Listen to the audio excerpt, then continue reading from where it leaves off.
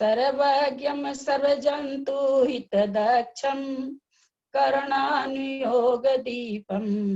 कुर्वे शान्तस्तमो विघातार्थं सरस्वती नमस्तुभ्यं वरदे कामरूपिणि विद्यारंभं करिष्यामि सिद्धिर्भवतु मे सदा। द्वादशांग जिनवानी माता की जय। करुणान योग ग्रंथराज की जय। कहाँ से लें? किसी की विशेष ख्वाहिश हो तो कहाँ से लें, बोल बताइए। 255 से ले लीजिए, कल तो इजी था, पता नहीं फिर और कोई बोल। अच्छा ललिता जी, कल का एक मैंने ना आपका वीडियो सुना था और कल मैं आ नहीं पाई थी, तो मेरे को एक क्वेश्चन पूछना था कि आपने जो बताया था ना कि असंख्यात और असंख्यात से जो असंख्यात का जो असंख्यातवा भाव होगा वो भी असंख्यात ही होएगा। तो हाँ। परंतु जब अपन असंख्यात को ना मतलब एकदम लास्ट में खत्म हो जाएगा, मतलब जैसे असंख्यात द्वीप समुद्र है तो लास्ट का स्वयंभू रंबन से यदि अपन शुरू करें तो असंख्यात में से असंख्यात निकालेंगे तो लास्ट में तो वो गिनती वाली संख्या ही आएगी ना, अंतिम संख्या तो गिनती वाली ही आएगी। तो असंख्यात से यदि असंख्यात ही असंख्यात आती रहेगी तो वो खत्म कैसे होएगा? नहीं वो तो ठीक है आपका कहना, वो खत्म कैसे होएगा, लेकिन असंख्यात का टुकड़ा असंख्यात होता है। यहाँ खत्म होने वाली बात नहीं। असंख्यात किसे कहते हैं इसकी परिभाषा बने कि जिसको एक एक निकाले तो खत्म हो जाए, है नहीं, ये उसकी परिभाषा बनी। अब असंख्यात द्वीप समुद्र जितने अपने असंख्यात द्वीप समुद्र हैं उसमें से अगर असंख्यात द्वीप समुद्र अलग कर देते हैं तो भी जो बचे हुए रहते हैं वे असंख्यात ही कहलाते हैं। पर लास्ट में संख्या रहना चाहिए ना, नहीं तो वो खत्म कैसे होंगे? खत्म करने, जैसे जब तक आप खत्म नहीं करेंगे तब तक वो असंख्यात ही कहलाते रहेंगे। असंख्यात के भेद असंख्यात ही भेद होते हैं। अब असंख्यात भेद करेंगे उसके बाद असंख्यात्मा भेद जब खत्म करेंगे तब वो जाकर के संख्यात बनेगा। अरे इसको बंद करना। असंख्यात का आपने भेद किया असंख्यात, ठीक है, असंख्यात भेद कर दिए। अब जब तक वो असंख्यात भेद खत्म हो रहे हैं तब तक वो असंख्यात ही कहला रहा है ना। जब असंख्यात्मा भेद जो बचा, एक भेद अगर कोई बचा उसमें से जब आप एक एक निकालेंगे तब जाकर के वो खत्म होगा। पर असंख्यात का भेद असंख्यात ही होता है। अच्छा उसका नाम असंख्यात होएगा लेकिन लास्ट में तो उसी में आ ही जाएगा ना, लास्ट में तो नाम असंख्यात ठीक। ये जो प्रमाण है हमारे संसार की खुदगल वस्तुओं का नहीं है जिसको कहा जाए कि लास्ट हो जाएगा। ये सारे ये ग्रंथों मतलब क्या कहेंगे आगम के सारे ये है मान है, मान तौल मान जिसको कहते हैं आगम के मान है। ये जैसे कभी भी द्वीप समुद्र खत्म नहीं होंगे। कहाँ असंख्यात नाम है द्वीप समुद्रों का, कभी नहीं द्वीप समुद्र नहीं, असंख्यात को बस समझाया गया। कौन खुला हुआ है? दूसरा सब म्यूट करिए।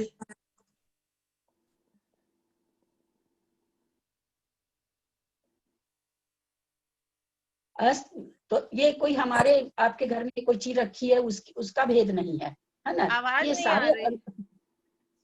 मेरा तो खुला हुआ है। आ रही है ना आवाज? आवाज तो आ रही है क्लियर। हेलो हेलो, किसी का खुला हुआ है? आवाज आ रही है? आ रही है क्या आवाज? आवाज आ रही है एकदम क्लियर आ रही है, आ रही है एकदम आ रही है, आवाज आ रही है।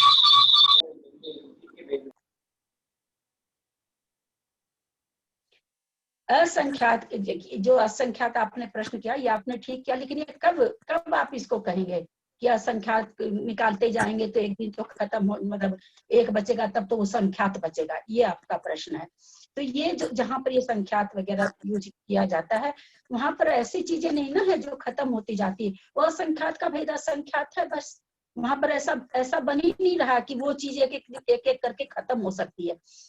केवल असंख्यात का परिचय बताया भी। असंख्यात किसे कहते हैं, अनंत किसे कहते हैं, अथवा अनंत किसे कहते हैं, असंख्यात किसे कहते हैं। पर जो वस्तु असंख्यात है या जो भी चीज है असंख्यात लोक प्रमाण, तो असंख्यात लोक प्रमाण कभी लोक कम थोड़ी, जितना लोक है उतने असंख्यात लोग, हालांकि असंख्यात लोग तो है ही नहीं, तो वो असंख्यात लोग में से कुछ लोग कम थोड़ी हो जाएंगे। मैं ये समझाना चाह रही हूँ आपको कि जो असंख्यात संख्या को आप कह रहे हैं कि जब धीरे धीरे खत्म होगी तो खत्म होने पर खत्म हो जाती है, तो फिर उसको संख्यात कहना चाहिए, आपका ये प्रश्न है। तो यहाँ जिस संख्या के बारे में असंख्यात बताया जा रहा है वो कभी खत्म होने वाला नहीं है, इसलिए कहा जाता है असंख्यात का भेद असंख्यात ही होता है। वो वहां पर ऐसी कोई भी चीज असंख्यात आपको नहीं जानने में आएगी कि जिसको आप जैसे द्वीप समुद्र के बारे में आप कहते हैं, तो द्वीप समुद्र कभी खत्म थोड़ी होगा कि एक एक एक एक एक एक हटता जाएगा तो एक दिन ऐसा आएगा कि द्वीप समुद्र खत्म हो जाएंगे, वैसा नहीं होगा ना। असंख्यात है तो वो असंख्यात ही रहेगा। ये नहीं बोल रही हूँ खत्म हो जाएंगे, मैं कि वो संख्या गिनती उनकी कम होती जाएगी, कम होती जाएगी। जब गिनती नहीं कम तो गिनती कम नहीं होती है ना, गिनती कम, वही तो आपसे कह रहे हैं जिन चीजों के बारे में आचार्य असंख्यात कह रहे हैं, चाहे वो परिणाम हो, चाहे लेश्या परिणाम हो, चाहे कसाय परिणाम हो, सब इनके बारे में असंख्यात आता है। असंख्यात द्वीप समुद्र के बारे में आता है, असंख्यात जीवों के बारे में आता है। तो ये जीव कभी कम थोड़ी होंगे, या असंख्यात लोक प्रमाण जो कसाय अध्यवसाय स्थान है अथवा विशुद्धि के परिणाम है अथवा लेस्या के हैं, ये जब से संसार है तब से उतने के उतने हैं। ये मतलब मैं ये समझाना चाह रही हूँ आपको, ये ऐसी चीज के लिए यूज नहीं हुआ कि भाई ये 10 ठो झाड़ी है, 20 झाड़ी है, 100 झाड़ी है, असंख्यात झाड़ी है, उस झाड़ी में से एक एक झाड़ी निकलती गई तो सारी झाड़ी खत्म होगी, उन चीजों के लिए नहीं है असंख्यात सब।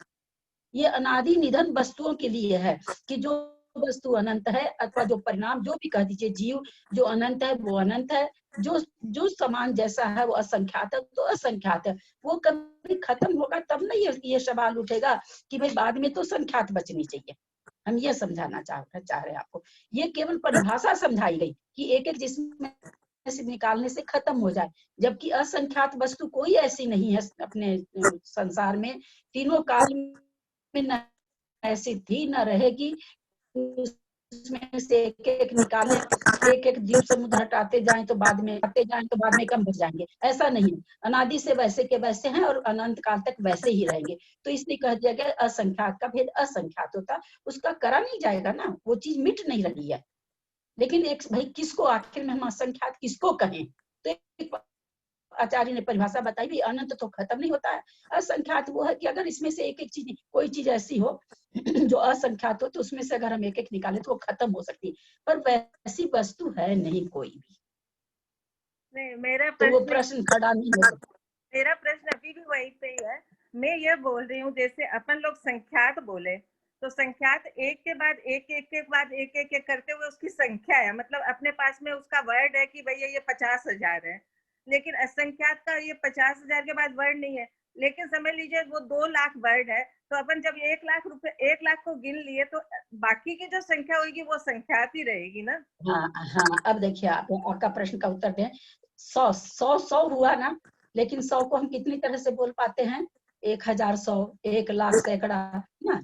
100 को या किसी भी जितना है ना सैकड़ा बताना रहता है, बड़ी बड़ी संख्या से बताते हैं। तो उसी तरह संख्यात को भी बताते हैं, परिता संख्याता संख्यात, युक्ता संख्यात, परिता संख्यात, इन असंख्यात, सॉरी संख्यात निकल रहा मुझसे, परिता असंख्यात, युक्ता असंख्यात, असंख्याता असंख्यात, तो ये इनमें थोड़ा अंतर है, लेकिन फिर भी आचार्य कह रहे हैं ये सब असंख्यात है, फिर भी ये सब असंख्यात है, वो संख्यात नहीं। ये संख्यात कभी भी, ये असंख्यात संख्या कभी संख्यात नहीं बन सकती है, क्योंकि इसमें से निकलने वाली चीज है ही नहीं कि कोई चीज निकल के इसकी संख्या कम हो जाए। ये केवल एक समझाने के लिए उदाहरण दिया गया कि अगर आप एक एक निकालो तो वो संख्यात बच जाती है। संख्यात में भी वैसे जैसे सैकड़ा बहुत तरह का आप बोलते हो, हजार बहुत तरह का बोलते हो ना भाई, 100,000, लाख हजार, इस तरह से बोलते हैं कि नहीं, सारी इतना लाख करोड़ रुपया, इतना लाख, ये इतना 1000 करोड़ रुपया, सारे दिन ये बातें आती रहती है। उसी तरह संख्यात का भी है,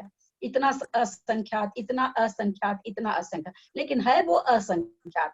जैसे हमने इतना इतना सैकड़ा बोला या हजार बोला तो है वो हजार में, 1 लाख हजार बोला तो एक हजार रुपया आपने 1 लाख जगह रख दिया। तो वैसे ही परिता असंख्यात, युक्ता असंख्यात, असंख्याता असंख्यात बोलते, तो है सब असंख्यात, तो जम्बू तो द्वीप सब को कुछ सब असंख्यात। जब उस द्वीप समुद्र में से एक है तो उसको क्या बोलेंगे फिर? वो असंख्यात तो नहीं बोल सकते, जम्बूद्वीप तो एक ही है। जम्बूद्वीप को एक बोलेंगे, जम्बूद्वीप को तो एक ही बोलेंगे। जम्बूद्वीप नाम का ये जिसमें हम रह रहे वो जो जम्बूद्वीप भी कई हैं, जम्बूद्वीप भी कई हैं। ये जितने अपना एक राज्य में हैं तो जम्बूद्वीप कई हैं, एक थोड़ी है। लेकिन ये तो नाम हुआ ना, जितना असंख्यात द्वीप समुद्र है उसमें एक नाम हुआ जम्बूद्वीप घाट की खंड, ये एक नाम हुए, उसका एक नाम हुआ। असंख्यात संख्यात द्वीप में से एक नाम हुआ ये एक मान है। असंख्यात को टुकड़ा करने से असंख्यात, आप ये कहना चाह रहे कि जम्बूद्वीप को भी असंख्यात कहना चाहिए। जम्बूद्वीप को असंख्यात कैसे कह सकते हैं? ये असंख्यात का एक असंख्यात द्वीप समुद्र काउंटेबल, मतलब असंख्यात द्वीप है, असंख्यात समुद्र है, उसके ये नाम में से है कि भाई जम्बूद्वीप है, ये द्वीप है, ये द्वीप है, ये द्वीप है, ऐसे करके। तभी बिल्कुल ये ना खाली अनंतानंद समझ में आ गया कि उसमें से तो अनंत निकालेंगे अनंत ही रहेगा। संख्यात भी आ गया, पर असंख्यात का थोड़ा सा विवेचन समझ में नहीं आ रहा था। फिर तो वो अनंतानंद और असंख्यात में कोई खास फर्क नहीं हुआ बस। हाँ, अनंत में और असंख्यात में जैसे अनंत से अनंत निकाले तो अनंत रह गया, असंख्यात से असंख्यात निकाले संख्यात ही रह गया। मतलब अगर अनंत और असंख्यात में भेद नहीं करेंगे तो अपने कर्म कभी कटेंगे नहीं, नहीं मतलब तो वो उनका कभी अंत नहीं होगा, अंत ही नहीं आएगा। असंख्यात और अनंत एक जैसा। आपकी आवाज नहीं आ रही है, आपकी आवाज कट रही है, आ नहीं रही ललिता है जी, आपकी आवाज। इसका लास्ट टुकड़ा भी तो असंख्यात ही होगा। कहा तो यही जाता है असंख्यात का लास्ट टुकड़ा। असंख्यात, हाँ असंख्यात ही कहते हैं उसको। हाँ, तो लास्ट टुकड़ा भी अगर लास्ट- खत्म होगा तो असंख्यात ही खत्म होगा। हाँ, आगम में तो यही शब्द है, हाँ, असंख्यात का संख्यात नहीं कहीं भी, क्योंकि इसलिए नहीं बताया। फिर आप लोग को कहते हैं ये सारी अनादि निधन वस्तुओं के लिए आया है, और अनादि निधन वस्तु कभी कम होगी नहीं, वैसी की वैसी रहेगी। नहीं, ये कोई ऐसा नहीं कि कोई टेबल कुर्सी के लिए आया है, कि कोई भी ऐसी पुद्गल वस्तु की काउंटिंग है कि भाई उसमें से एक एक आप लोग ने हम लोग निकाल लिए। ये जम्बू द्वीप वगैरह भी तो अनादि निधन है ना, कभी खत्म तो होंगे नहीं। ये जो 3 लोग का जो भी नक्शा है तो अनादि निधन वैसा का वैसा रहेगा, जीव उसमें घूम रहे पर रहेगा, अनादि निधन है। तो ये अनादि निधन के हिसाब से ये बना हुआ ये संख्या का खत्म संख्या। की अपेक्षा से नहीं बोल रहे हैं, काउंटिंग के हिसाब से बोल रहे हैं हाँ, कि काउंट काउंटिंग के करते हिसाब से करते बोलते हैं। करते करते वही तो हम भी कह रहे हैं कि वो काउंटिंग वाला चीज इसमें नहीं है। और मैं क्या समझा रही हूँ, ये आपके घर में रखी हुई असंख्यात साड़ी नहीं है कि एक एक निकाले एक एक निकाले एक एक निकाले। तो ये नाशवान चीजों के लिए नहीं है, अनादि निधन चीजों के लिए है, जो कभी कम नहीं होगी। कम होने का नहीं कर रहे हैं, ये बोल रहे एक कम होने काउंट की। करेंगे तो काउंटिंग में तो 100 99 98 97 से के कम तो होगा ना। काउंटिंग चीज खत्म नहीं हो रही है, द्वीप समुद्र खत्म नहीं कर रहे हैं। आप किसको काउंटिंग करोगे? अपने परिणाम को करोगे? असंख्यात लोग प्रमाण है, बताइए। जहां जहां असंख्यात आ रहा है आप वहां पर एक चीज को काउंट करके बता दो। अभी तो बहुत जगह आएगा, पूरा कर्मकांड असंख्यात से भरा हुआ है। कोई भी एक चीज को आप काउंट करके बता देना। शुक्ल लेशिया का असंख्यात लोग प्रमाण भेद है, बताइए, डिफाइन करिए। 10 भेद डिफाइन कर दीजिए, 10 भेद कि हाँ शुक्ल लेशिया एक कोई होगी तो इतनी होगी, डिफाइन करना है, तारतम्यता बताना है आपको कि एक शुक्ल लेशिया वाले के ऐसे परिणाम होंगे, उससे कम वाले के ऐसे परिणाम। 10 आदमी का परिणाम केवल बता दीजिए शुक्ल लेशिया वाले का। खुद का ही नहीं बता सकते, खुद का ही नहीं बता सकते तो नहीं बता सकते, तो वही चीज है। ये वैसी चीज का माप है जिसका हम नाप नहीं निकाल सकते। ये केवल ज्ञानी का माप है, हमारा माप नहीं है असंख्यात असंख्यात। हम तो में तो संख्यात नहीं घट निकाल जाता है, सकते। ये इतना अंदर में तक तो जाना ही घटा नहीं सकते चाहिए। हैं, हाँ, ललिता जी में तो घट जाता है। नहीं, वो इतना तो अपन को समझाने के लिए किया होगा ना, संख्यात और असंख्यात में अंतर बताने के लिए कर दिया कि संख्यात असंख्यात और अनंत में क्या अंतर है। जो अनंत हाँ, अनंत वाला नहीं बोली, परिभाषा तो अनंत बोली। बताने के लिए की गई है कि भाई हाँ, असंख्यात अगर कहें तो किसको कहें, किसको संख्यात कहें? कहें तो किसको कहें। वो परिभाषा केवल बताई गई। वास्तव में तो असंख्यात जो वस्तु है वो कभी खत्म ही नहीं होनी, असंख्यात ही रूप से रहनी, हाँ। अनंत रूप अच्छा, से एक नहीं। ललिता जी आपने बताया जम्बूद्वीप बहुत है, तो जम्बूद्वीप बहुत थोड़ी है, असंख्यात द्वीप समुद्र है। जम्बूद्वीप तो नहीं। एक ही है ना? जम्बूद्वीप नाम का कई द्वीप है पूरे एक राज्य में, कई हैं। कितने हैं ये आपको हम बता हाँ। देंगे बाद में।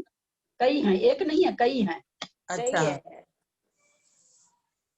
जैसे मध्य लोक में असंख्यात द्वीप समुद्र है, तो उसमें जम्बूद्वीप नाम के कई है क्या? हाँ जैसे हाँ जम्बूद्वीप नाम के कई द्वीप हैं। हाँ। एक फिर शुरू राज्य हो में जाते हैं ना, अंतिम समुद्र के बाद फिर जम्बूद्वीप फिर शुरू हो जाते हैं। अनंत का क्या बोले? अनंत नहीं होगा तो बंध कैसे कटेगा? दीदी 254 नंबर से शुरू कीजिए। हाँ 254 नंबर से। इसका कुछ होने वाला नहीं है अंत। हाँ, ये तो कितना भी अंदर जाओ तो कुछ नहीं मिलेगा, ये समझना मानना पड़ेगा। असंख्यात ललिता नाम जी। ले लेगा ये अपना। ललिता जी, एक मेरा भाव परिवर्तन को लेके एक प्रश्न और है मेरा, भाव परिवर्तन को लेके। जैसे हाँ। आपने बताया ना कि भाव परिवर्तन में क्रम से मतलब पूरा करना पड़ता है परिवर्तन। हाँ जी। जैसे काल का करो, क्षेत्र का करो, द्रव्य का करो, कोई का भी करो। लेकिन बाद में आज मैंने ये पढ़ा था 227 नंबर का क्वेश्चन में कि यदि क्रम भंग हो जाए तो वापस पहला से वापस शुरू करना पड़ेगा। हाँ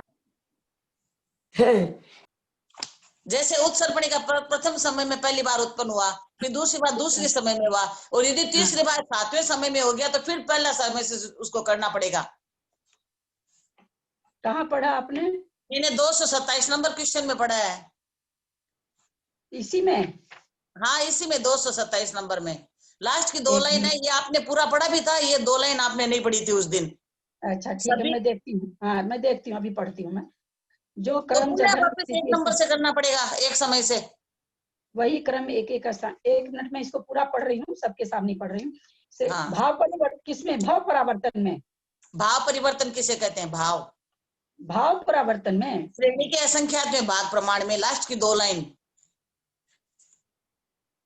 सभी परिवर्तनों में जहां क्रम भंग होगा वहां पूरा परिवर्तन गिनती में नहीं आता है, पुनः प्रारंभ से गिना जाता है। तो जो जितना परिवर्तन किया वो तो गया बेकार। सभी परिवर्तनों में जहाँ क्रम भंग होगा वहां पूरा परिवर्तन गिनती में नहीं आता है, पुनः प्रारंभ से गिना जाता है।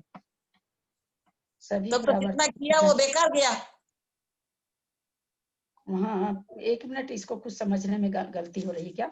सभी परिवर्तनों में जहाँ क्रम भंग होगा वहां पूरा परिवर्तन गिनती में नहीं आता है, पुनः प्रारंभ से गिना जाता है। ये वही देखिए, मैं बताऊं आपको क्या कह रहे हैं। सभी परिवर्तनों में जहां क्रम भंग होगा, ठीक है। मान लीजिए 1000, 10,000 एक समय की आयु, 10,000 की 2 समय की आयु, 10,000 की 3 समय की आयु, ठीक है। हाँ, हाँ, 3 समय तक हमने पाई आयु। उसके बाद हाँ, हमने कम से कम लाखों बरस इधर उधर घूमते रहे। हाँ। तो कहते हैं वो नहीं, फिर वापस वहां 10,003 प्रारंभ, मतलब जहां आपने छोड़ी है, जहां आपने क्रम छोड़ा है वहां से। इसका मतलब ये हुआ। इसका मतलब ये होगा क्या? हाँ हाँ, पुनः प्रारंभ का मतलब से वो गिना नहीं है। जाता है, तो मैंने ये हाँ, सोचा नहीं कि वापस ना पहले ना समय से होगा। नहीं, वो तो फिर कभी होगा ही नहीं। तब तो होगा ही नहीं कभी। हाँ ना ना ना, उसका मतलब ये हुआ पुनः प्रारंभ से, मतलब जहाँ वो क्रम भंग हुआ था, क्रम भंग हुआ जहाँ है। क्रम भंग हुआ था वहां से, हाँ, है अच्छा। ना। हाँ, जितना कर चुका उतना कर चुका है। हाँ जितना कर चुका उतना कर चुका है। ठीक है। हालांकि कर चुकने से या नहीं कर चुकने से अपने कोई भी फर्क नहीं पड़ता है। अपने हमारे पंच परावर्तन में कोई फर्क नहीं पड़ता। ये नहीं है कि उसको पूरा कर, ऐसा कुछ होता अगर कि हाँ इतना पंच परावर्तन अगर ये जीव पूरा कर लेगा तो नियम से मोक्ष चला जाएगा, ऐसा हाँ, कुछ होता है तो इससे फायदा होता कि भाई परावर्तन जल्दी हो जाए पूरा, है ना। ऐसा ऐसी व्यवस्था नहीं बनाई भगवान ने कि हाँ जैसे अर्ध उद्गल परावर्तन बनाया कि एक बार हाँ। सम्यक दर्शन कैसे भी हो जाए सम्यक दर्शन तो कैसे ही हो उद्गल जाएगा। परावर्तन में चला जाएगा। प्रथमोपसम सम्यक दर्शन अगर पल्ले के असंख्यात में भाग करने के बाद में नियम से छायिक होके मोक्ष चला जाएगा। उपसम श्रेणी 4 बार ज्यादा से ज्यादा मांडेगा, मोक्ष चला जाएगा। वैसा 5 नियम अगर इसमें बन जाता ना कि 5 परावर्तन 100 बार पूरा करने के बाद में नियम से मोक्ष चला जाएगा, हाँ, तब इस परावर्तन को पूरा होने का कोई श्रेय था, कुछ फायदा था। अन्यथा तो करते आ रहे हैं, कर रहे हैं, करते रहेंगे। तो अपन ने अंतर मुहूर्त तक भी कभी उपशम सम्यक नहीं प्राप्त किया, इतने अंतर ये कौन मुहूर्त तक ही। नहीं, ये कौन कह रहा कि नहीं किया है, ये तो केवल ही जाने किया है कि नहीं किया है। ऐसा नहीं कि हम लोग नहीं कर, हो सकते इसमें से कोई किए हुए भी हो सकते हो सब किए हुए हो। कौन जान रहा है इसको, और हो बताइए। सकते नहीं भी हो। हाँ नहीं ललिता जी, भी जय हो। जिनेन्द्र, हाँ बोलिए। ये वही 2 लाइन का प्रश्न है। वहाँ पूरा परिवर्तन गिनती में नहीं आता है, इसका मतलब क्या हुआ? 1 मिनट निकालती हूँ मैं इसको। इसको लेके ललिता जी मैं बहुत उलझ गई थी, फिर मैंने सोचा आज पूछ लेती हूँ, फिर दिमाग से निकल जाएगा। नहीं नहीं बिल्कुल एकदम ऐसे थोड़ी कि पीछे का नहीं। हाँ सभी परिवर्तनों का जहाँ क्रम भंग होगा, जैसे मान लीजिए कि एक नारकी 10,000 वर्ष में 10,000 वर्ष तक 10,000 वर्ष तक उसको प्रत्येक जितने समय होते हैं उतनी बार उसको 10,000 की आयु लेके जन्म करना पड़ रहा है।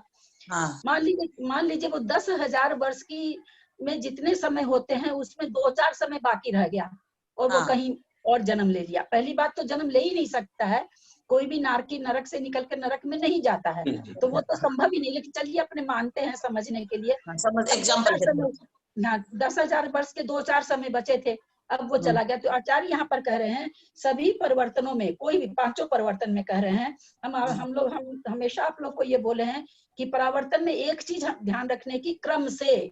ये शब्द सब परावर्तन में आया है, सभी परावर्तनों में क्रम से। जैसे कसाय भी है, आज हमने बहुत जघन्य कर ली तो अंतः कोड़ा कोड़ी का ज्ञानावरणी बांध लिया, कोई विवक्षित जीव कोई भी, लेकिन अगले क्षण अगर वो अंतः कोड़ा कोड़ी एक समय की स्थिति बांधे तो काउंटिंग में आएगा। अगर अंतः कोड़ा कोड़ी जगह दूसरे समय में वो 5 कोड़ा कोड़ी सागर का बांध लिया, तो वो सारी चीजों में कसाय, अनुभाग, स्थिति और योग, सारी चीज वहां तो 4 चीज। इसीलिए भाव परिवर्तन के लिए क्या कहा गया कि सारे परिवर्तन अनंत बार हो जाते हैं तब वो होगा, यानी हाँ तब भाव पर। क्यों? क्योंकि उसमें 4 चीज घटानी है, चारों चीज को क्रम पूर्वक घटाना है, तो वो तो और ही कठिन है।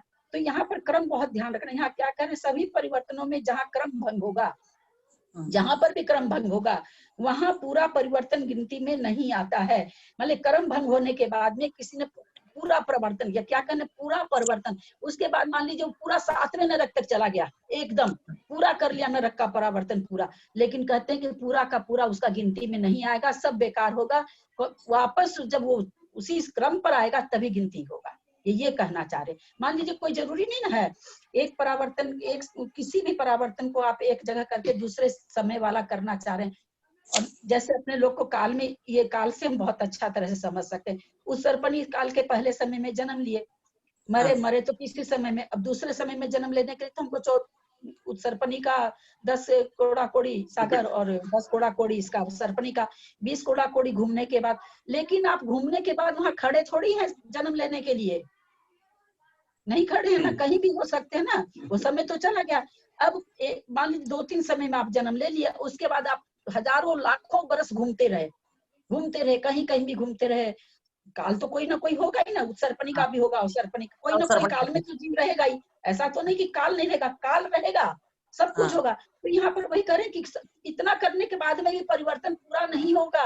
हो सकता है कि आपने उस सर्पणी का 4 समय छोड़ करके बाकी सारे समय घूम लिया, सारे समय में जन्म ले लिए, तो कहते हैं तब भी परावर्तन पूरा नहीं होगा, दूसरा समय में आने से होगा। आप शुरू में वापस प्रारंभ में आएंगे। तो कहने का मतलब जहां आपने छोड़ा था क्रम, जहां क्रम टूटा था वहीं पर आप आके जन्म लेंगे, तभी आपका परावर्तन चालू होगा। नहीं तो आपका परावर्तन क्या कहना चाह रहे हैं? 1 मिनट जब मैं बोलूं तो फिर सबको डिस्टर्ब। जहां पर क्रम रुका हुआ था वहीं रुक गया, ये कहना चाह रहे हैं। चलो आपको फिर से प्रारंभ करना पड़ेगा। अच्छा,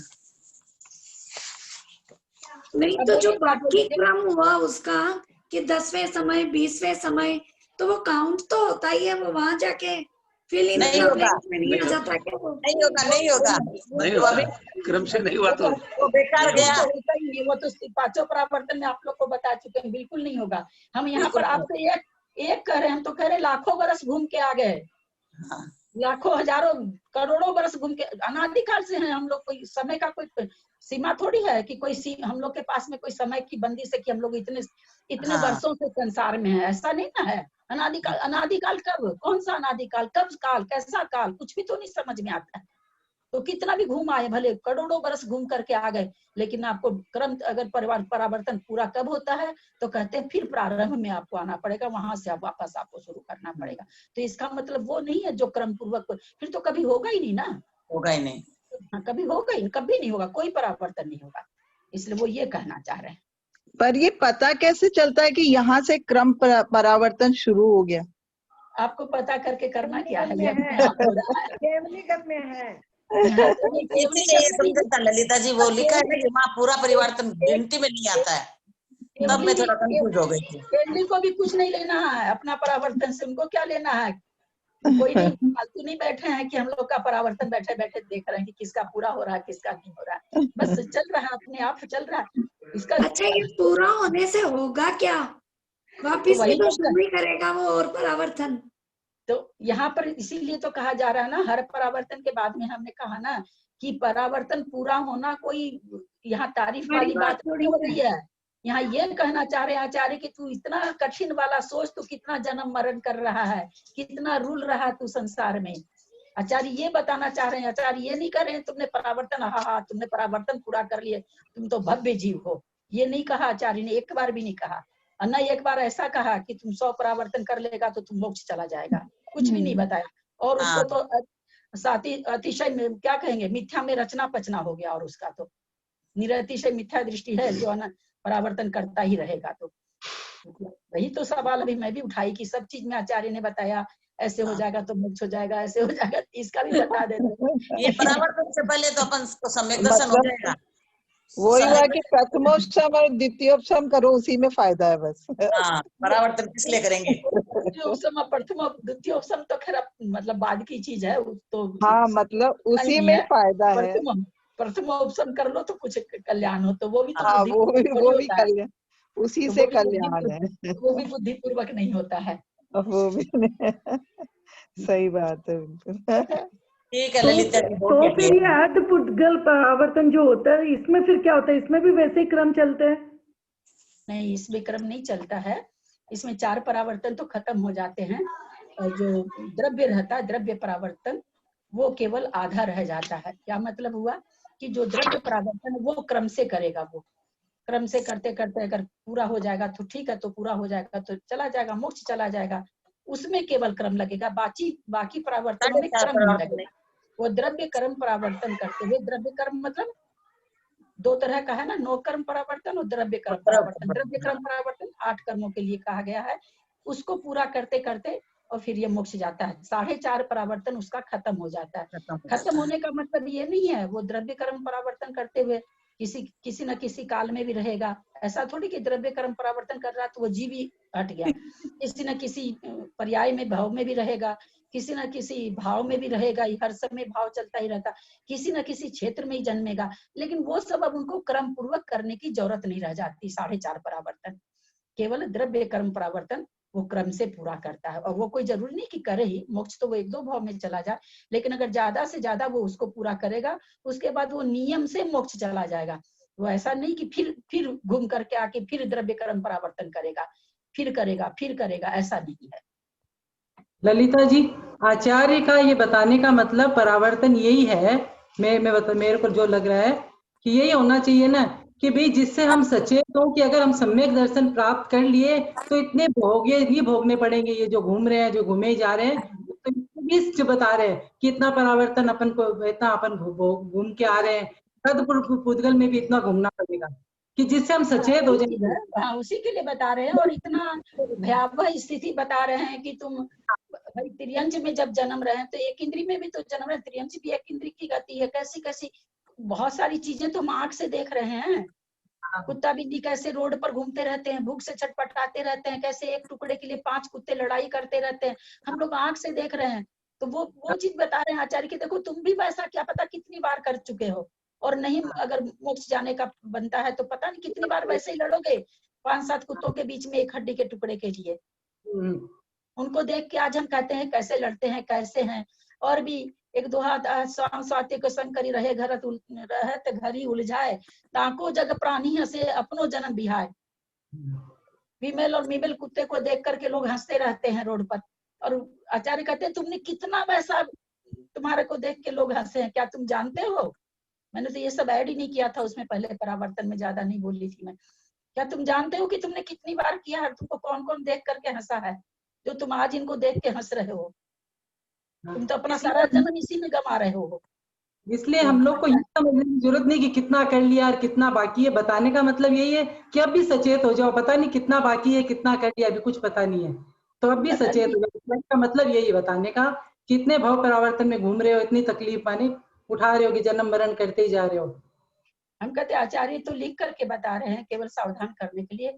मैं यहाँ पर ये कहना चाहती हूँ कि हम लोग तो आंखों से देख भी रहे हैं बहुत सारी चीज, बहुत सारी चीज देख रहे हैं। कैसे वो क्या बकरी के पेट में से, किसके पेट में से बच्चा पैदा होने वाला रहता है, उसके पहले उसको निकाल देते हैं, क्या क्या करते हैं, कैसी कैसी बातें सुनने में आती। क्या हमारे आपके साथ नहीं हुआ है? या हमने नहीं किया है? हमारे साथ भी हुआ और हमने भी किया है। आज हम सुन करके एकदम लगता है कि कैसे कोई ऐसे कर सकता है, बाप रे बाप। सुन करके रोंगटे खड़े होते हैं, सुनना नहीं चाहते हैं इस तरह की कथा कहानियों को, बिल्कुल सुनने में भयावह लगती है। वैसा सारा काम हम लोग कर चुके हैं, और अगर नहीं मोक्ष जाएंगे तो आगे हमारे साथ भी होगा और हम भी करेंगे दूसरों के साथ। ये नियति है, इसको कोई नहीं बदल सकता है, ऐसा ही होता आ रहा है। संसार परिभ्रमण उसी को कहते हैं, वही संसार परिभ्रमण है। लेकिन कहीं कुछ भी नहीं लगती है हम लोग को। जितनी देर पढ़ते हैं थोड़े से लगता भी है, क्लास से बाहर जाने के बाद में, सबकी बात कर रही हूँ, मैं अपनी भी कर रही हूँ, हम दोबारा उस विषय को पढ़ते ही नहीं है। और सबसे जरूरी चीज है, ज्ञान बढ़ाने के लिए सबसे जरूरी चीज है, किसी भी क्लास को आप छोड़ के आइए, अगर किसी ग्रंथ पर क्लास चल रही है, उस ग्रंथ से आप अगर पढ़ रहे हो, उस क्लास के बाद सबसे पहले उस दिन का स्वाध्याय को पढ़ना चाहिए। तब वो 2-4 मिनट 5 मिनट अंदर असर भी करता है। अन्यथा तो सुन लिए, फिर काम में लग गए, ध्यान ही नहीं कि हाँ आज कुछ ऐसा भी पढ़े थे। सबकी बात मैं खुद की भी करती हूँ, मैं भी पढ़ती रहती हूँ, मैं अपनी बात भी करती हूँ। तो कहाँ कल्याण, कैसे कल्याण होगा बताइए? बहुत मुश्किल है कल्याण होना भाई, वैसे बहुत मुश्किल है। और सोचा जाए तो अगर परिणामों को हम अगर अच्छा रखते हैं तो कुछ भी मुश्किल नहीं है। बहुत जाते ही ना, इतने इतने लोग जा ही रहे ना मोक्ष। ऐसे तो नहीं कि मोक्ष जाने वाले कोई अलग से आकाश से टपकते हैं, हमारे बीच के लोग जा रहे हैं मोक्ष। हमारे बीच से मुनि महाराज माता जी बन रहे हैं सब, जिनका चारित्र मोहनी का क्षय समा जाता वो लोग कर लेते हैं। चलिए कौन से प्रश्न से लेना है? ललिता जी, एक जो कल संगी और असंगी के बारे में जो मार्गना में बताए थे कि आपने बोला था कि जो हमारी इंद्रियां है वो नहीं देखती है, मन से ही देखते हैं, जो स्वाद आता है वो मन से ही आता है, ये सब तो उपकरण है, ऐसे आपने बोला है। तो जो असैनी जीव है उनको तो स्वाद आता है ना, तभी तो चींटी मीठे पे आती है, या फिर उनको सुगंध आता है। हाँ वो ये ठीक है, मेरे भी कल ये आया था। लेकिन देखिए होता क्या है, क्योंकि मति ज्ञान और श्रुत ज्ञान एक साथ रहता है ना, सबको रहता है, सारे जीवों को। वहां पर उनको उतना सा श्रुत ज्ञान है, श्रुत ज्ञान मतलब इतना सा विवेक है उनको कि वो चींटी नमक को नमक समझ रही है, चीनी को चीनी समझ रही है। वहां वो जो कार्य कर रहे हैं, असंगी जीव जो कर रहे हैं, वो अपने, हालांकि उनके श्रुत ज्ञान का कोई वैसा उपयोग नहीं है, बाहर उपयोग नहीं है, दिखने वाला उपयोग नहीं है, लेकिन उनकी अपनी संज्ञा, चारों संज्ञा एक इंद्री से लेकर के पंचेंद्री में तो है ये चारों संज्ञा समझ रहे हैं ना, आहार भय मैथुन परिग्रह, ये चारों संज्ञा एक इंद्री में भी है। फिर ये संज्ञा कैसे घट रही है? क्योंकि उनको मति ज्ञानावरण श्रुत ज्ञानावरण दोनों है, वो उपयोग रूप नहीं है, अलग बात है। उस थोड़े से श्रुत ज्ञानावरण के से अब वो उन चीजों में भेद कर लेते हैं, उसमें उनको भेद पड़ जाए। पर हम जो पंचेंद्रिय संगी हैं, पंचेंद्रिय जितने भी प्राणी हैं, उनका मन काम करता है। हम आंख अच्छा और बुरा नहीं जान रही है। आंख के सामने कोई वस्तु आई, बोलिए वो अच्छी बुरी है, कहाँ कौन सोचता, अपने मन में आता नहीं ये चीज खराब है, आंख थोड़ी कहती है। शब्द कान में पड़ रहे हैं, शब्द तो जड़ है, कान भी पूतगल है, तो वो अंदर से अंदर गया, अपने मन, अपने को सुनने में अच्छा लगा तो हमारा मन कह रहा अच्छा है। तो जो पंचेंद्रिय संगीत जितने भी जीव हैं, वो अपने मन से इनका निर्धारित करते हैं, विवेक करते हैं कि ये अच्छा है ये बुरा है। लेकिन जिनको मन नहीं होता, उनको जो भी जितना सा भी श्रुत ज्ञान रहता है उसके बल पर वो, क्योंकि श्रुत ज्ञान और मति ज्ञान दोनों बताए गए हैं सभी जीव में। जब अपन लोगों ने इंद्रिय मार्गणा पढ़ी थी तो उसमें वो लिखा था कि सब इंद्रियां अपने अपने में स्वतंत्र है, जिसका जो काम है वो करती है। तो इसमें आप बोले मन से करते हैं, तो इंद्रियां स्वतंत्र है, मतलब जिस इंद्रिय का जो काम है वो इंद्रियां ही करती है, वैसे लिखा। तो देखने का काम आँख ही करेगी, देखने का काम आंख ही करेगी। अब हम कान से नहीं देख सकते, सुनने का काम कान ही करेगा। इसलिए अपने कार्य में स्वतंत्र है, अपना कार्य करने वाला फल को भोगे जरूरी नहीं ना है। कार्य करने वाला फल को भी भोगे ये जरूरी नहीं ना है। फल को कौन भोग रहा? हमारा मन भोग रहा है। हमको जीभ में खीर बहुत स्वाद लगी, हमको ये इस स्वाद को किसने भोगा? हमारे मन ने भोगा। अच्छा, मतलब उससे जो अपन को प्रसन्नता या खुशी या खुश होती है वो मन से, वो मन से होती है, वो इंद्रियां नहीं करती है। जो मतलब भाव होते हैं वो मन से होते हैं उसके। हाँ भाव, हाँ जितना उसमें अच्छा बोला। संगीत पंचेंद्रिय मन से काम करता है, मन से सारे विषयों को भोगता है, इंद्रियों के थ्रू मन से भोगता है। हाँ, मतलब उसके भाव मन से होते हैं, लेकिन जाति इंद्रियों के थ्रू ही है कि भैया है तो इंद्रियों के थ्रू, विषयों को भोगता इंद्रियों के थ्रू, आँख के थ्रू देखेगा। आपकी आवाज आज कट रही है, आपकी आवाज नहीं आती है। आपका एक बार नहीं तो ऑफ करके फिर से ऑन करिए, आपकी आवाज नहीं आ रही है। आज नहीं आ रही, आवाज नहीं आ रही। मैं बोल रही जैसे मीठा खट्टा वगैरह तो इंद्रिय का विषय हो गया, लेकिन उस मन में खुशी और होती है वो मन से होएगी, उसका स्वाद मन से होएगा। हाँ, ये चीज मुझे अच्छी लगी, ये खट्टी ये लगी नहीं। खट्टापन जाने वो इंद्रियों के पास जो आत्मा के पर्दे से, सॉरी जीव के पास जो आत्मा के पर्दे से, उसके द्वारा आपको पता चल गया। लेकिन उसमें प्रसन्नता जो मिल रही है वो आपको मन से मिल रही है। वो जीव आपको प्रसन्नता नहीं दे रही है, प्रसन्नता आपका मन दे रहा है। ये बहुत अच्छा, बहुत अच्छे से समझ में आया, नहीं तो सुन के समझ में नहीं आ रहा था। मैंने कहा जब मन जिसके नहीं है वो कैसे फिर इंद्रिया से खा तो रही है वो कल मेरे मन में आया था कि ये चीज भी अलग से समझाऊं, तब तक बस थोड़ा लगता कल समय भी हो गया था कि क्या कारण बात ऐसी मेरे मन में आया था उस समय कि लोगों को लगेगा 2 इंद्री 3 इंद्री फिर कैसे करते हैं। अच्छा वो आपने पूछ लिया आज। कहाँ कौन से प्रश्न से ले बोलिए आप लोग, किसको क्या समझना है? जिसको भी कहीं पीछे से करना है तो बोलिए।